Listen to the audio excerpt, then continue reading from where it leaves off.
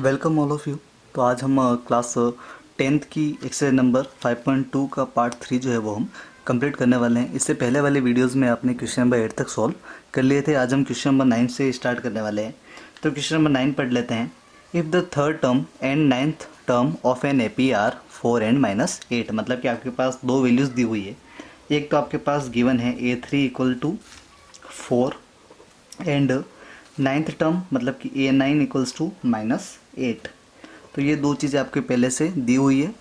Which term of this AP will be zero, मतलब आपको बताना है कि इस एपी में कौन सा टर्म जो है वो ज़ीरो हो जाएगा, मतलब कि एन की वैल्यू यहाँ पे आपको फाइंड करनी होगी, जहाँ पे उस एपी के अंदर उस nth टर्म पे वैल्यू कितनी होनी चाहिए, ज़ीरो होनी चाहिए।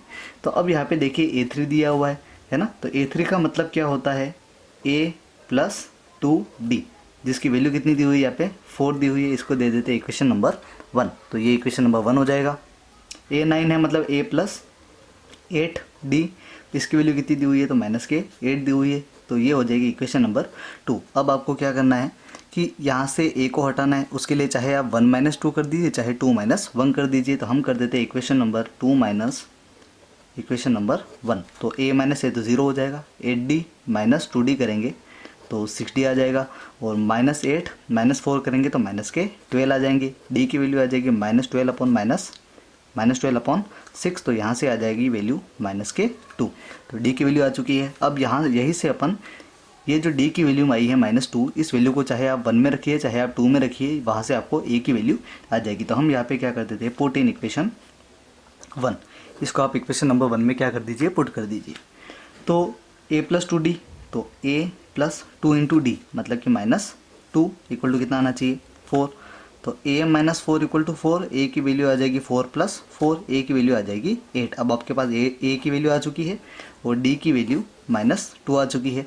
तो अब आपको क्या करना है, फॉर्मूला होता है आपका AN equals to A plus AN - 1 into D.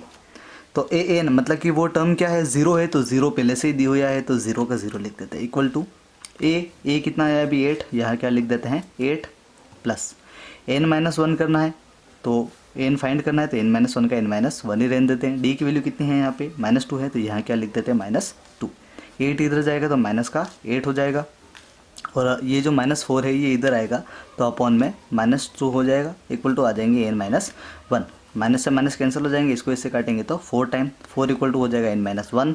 N की वैल्यू आ जाएगी 4, -1 उधर गया तो प्लस का 1, एन की वैल्यू कौन सी आ जाएगी 5। मतलब उस एपी के अंदर जो फिफ्थ टर्म होगी उस फिफ्थ टर्म की वैल्यू कितनी होगी, 0 होगी। तो इसी के साथ में क्वेश्चन नंबर 9 जो है वो कंप्लीट हो जाता है। करते हैं इसी का आगे का question number 10। The 17th term of AP exits it's 10th term by 7, मतलब कि क्या है कि A17 जो है वो A10 से 7 ज़्यादा है, मतलब कि A17 और A10 दोनों के बीच का डिफरेंस कितना है तो 7 है। आपको क्या फाइंड करना है, फाइंड कॉमन डिफरेंस। इसका कॉमन डिफरेंस फाइंड करते हैं, तो सॉल्यूशन करते हैं इसका। तो अकॉर्डिंग टू क्वेश्चन क्या है कि A17 माइनस A10 मतलब कि 17th टर्म और 10th टर्म इन दोनों के बीच का डिफरेंस कितना आ रहा है, 7 आ रहा है। तो इक्वल टू कितना है यहाँ पे 7 है। अब आपको पता है कि A17 इक्वल्स टू क्या होता है, A17 इक्वल टू होता है A प्लस 16D, और A10 इक्वल्स टू क्या होता है A प्लस 9D। ये दे दीजिए इक्वेशन नंबर 1, ये दे दीजिए 2, ये दे दीजिए 3। ठीक है, तो यहाँ से आपको क्या करना है, इस सेकंड इक्वेशन और थर्ड इक्वेशन से A17 और A10 की जो वैल्यू है वो आप इक्वेशन नंबर 1 में पुट कर दीजिए। तो यहाँ क्या हो जाएगा, यहाँ लिख दीजिए फ्रॉम 1, 2 एंड 3। 1, 2 एंड 3 से क्या हो जाएगा, A17 की वैल्यू यहाँ रख दीजिए A प्लस 16D, तो A प्लस 16D माइनस का माइनस A10 रखना है। अब ये दो टर्म हमारी इसको ब्रैकेट के अंदर लिखना पड़ेगा ना, क्योंकि बाहर माइनस, इसलिए इसको ब्रैकेट के अंदर लिखना पड़ेगा। तो A plus 9D equal to कितना आ जाएगा 7। A प्लस 16D का 16D ब्रैकेट के बाहर माइनस से अंदर के सारे साइन जो है वो चेंज हो जाएंगे। तो यहाँ आ जाएगा -A minus 9D equals to 7। तो प्लस A माइनस A दोनों कैंसिल हो जाएंगे। 16 माइनस कर देंगे आप 9, तो 16 माइनस 9 कितने हो जाएंगे 7D इक्वल टू कितना आ जाएगा 7। तो D की वैल्यू कितनी आ जाएगी 7/7। 7, तो इसका डी की वैल्यू कितनी आ जाएगी 1। मतलब कि इस तरह की जो भी एपी होगी उस एपी के अंदर कॉमन डिफरेंस कितना आ जाएगा, तो 1 आ जाएगा। करते हैं इसी का क्वेश्चन नंबर 11। क्वेश्चन नंबर 11 पढ़ लेते हैं। क्या है कि विच टर्म ऑफ एपी, कि इस एपी की कौन सी टर्म, अब एपी क्या है यहाँ पे, तो सॉल्यूशन करते हैं इसका। गिवन एपी, गिवन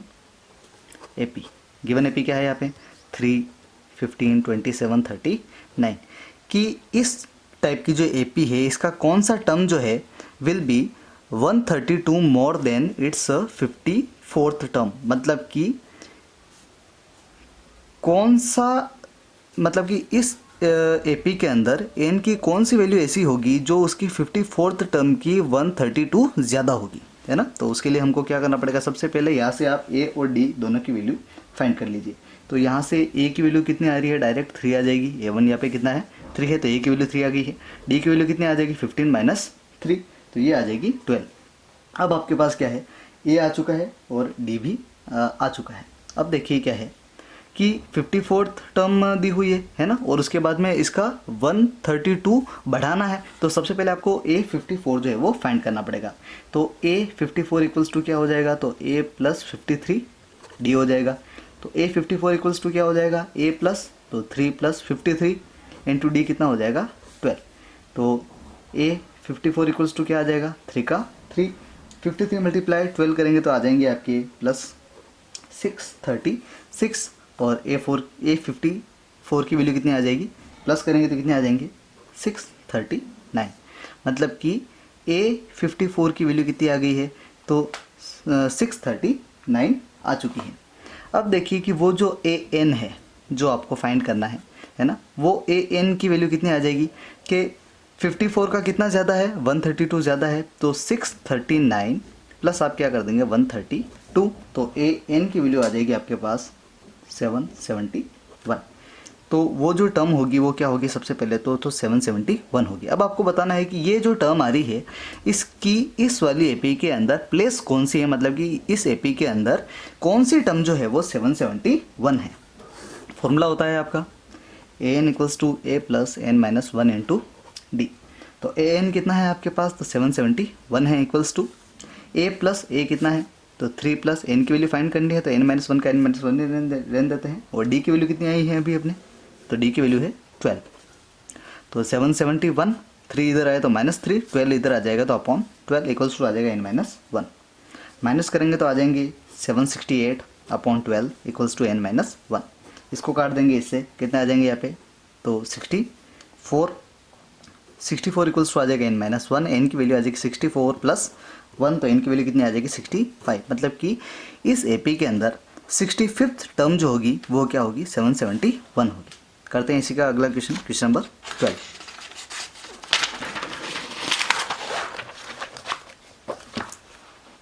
पढ़ते हैं question number 12। 2 APs have the same common difference, की 2 एपी है, उस 2 एपी में से उन दोनों एपी का जो कॉमन डिफरेंस है वो सेम है। The common difference between their 100th term is 100। मतलब कि उनके जो 100 जो टर्म होगी, मतलब कि एन की वैल्यू दोनों के अंदर अगर आप 100 ले लें तो वो जो वैल्यू आएगी 100 के ऊपर, उन दोनों के बीच का डिफरेंस कितना होगा, तो 100 होगा। तो आपको बताना है कि what is the difference between their 1000 term, कि अगर 100th टर्म जो है उसका कॉमन डिफरेंस अगर 100 आ रहा है तो 1000 टर्म जो होगी उसका कॉमन डिफरेंस कितना आएगा, तो ये हमको फाइंड करना है। तो अब देखिए कॉमन डिफरेंस कभी चेंज नहीं होगा, अगर 100 टर्म पे अगर 100 आ रहा है तो 1000 के ऊपर भी 100 ही आएगा, लेकिन इसको प्रूव करना होगा। तो उसके प्रूव करने के लिए सॉल्यूशन करते हैं अपना। सबसे पहले लिखिए, अभी 2 एपी बन रही है तो अपन सबसे पहले बात करते हैं फॉर फर्स्ट एपी। अब आपको वैल्यूज़ कौन कौन सी चाहिए होगी कि 100 और 1000 इन दोनों की वैल्यूज़ निकालनी पड़ेगी। तो सबसे पहले आप निकाल देंगे कि A1 के लिए, मतलब कि एपी फर्स्ट के लिए, फॉर फर्स्ट एपी क्या हो जाएगा, A100 की वैल्यू कितनी आ जाएगी, तो A प्लस 99 डी आ जाएगी, A प्लस 99 डी आ जाएगी। अब देखिए कि दोनों में टर्म्स जो होगी वो तो अलग अलग होगी। तो एपी के लिए ए की वैल्यू मान लेते हैं A1, और यहाँ पे डी तो दोनों में सेम ही है, कॉमन डिफरेंस दोनों में सेम ही है, तो डी तो सेम ही रहेगा, ठीक है। तो यहाँ पे ए जो है वो A1 ले लेते हैं। उसी तरह से A1000 जो होगी फॉर फर्स्ट एपी, वो क्या हो जाएगी A1 प्लस 999 डी, तो 1000 की वैल्यू आ गई है। अब इसी तरह से सेम वे में आप करेंगे for second AP. Second AP के लिए क्या हो जाएगा, तो ए 100 इक्वल्स टू क्या हो जाएगा, यहाँ पे ये भी वही होगा ए प्लस 99 डी, लेकिन यहाँ पे A1 की जगह क्या आ जाएगा, A2 आ जाएगा।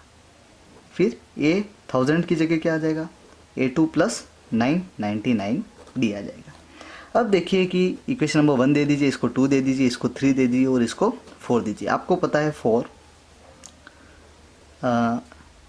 From 1 and 3। अब क्वेश्चन में क्या दिया हुआ है देखिए कि आपको पता है कि A100th जो दोनों एपी की टर्म आ रही है, इन दोनों के बीच का डिफरेंस कितना आ रहा है, तो वो आ रहा है आपका 100। तो from 1 and 3 according to question. According to question क्या है कि अगर आप इन दोनों को माइनस कर दें, मतलब कि 1 और 3 को अगर आप माइनस कर दें तो उसकी वैल्यू जो है वो कितनी आनी चाहिए, तो 100 आ जाएगी। तो आप कर देते हैं इक्वेशन नंबर 3 माइनस 1। तो 3 माइनस 1 करने पे क्या हो जाएगा देखिए, तो A2 माइनस A1 आ जाएगा सबसे पहले तो A2 माइनस A1 लिख देते हैं। फिर 99D माइनस 99D तो 0 हो जाएगा, तो A2 माइनस A1 आ जाएगा, जिसकी वैल्यू पहले से कितनी गिवन है, 100 गिवन है। तो ये आ जाएगी आपकी इक्वेशन नंबर 5 कि अब आपको पता चल गया होगा कि जो दोनों के फर्स्ट टर्म है ना, पहली वाली एपी के लिए A1 और दूसरी वाली एपी का फर्स्ट टर्म A2, दोनों के बीच का जो कॉमन डिफरेंस है वो कितना है, 100 है। तो ये A5 आ जाएगी।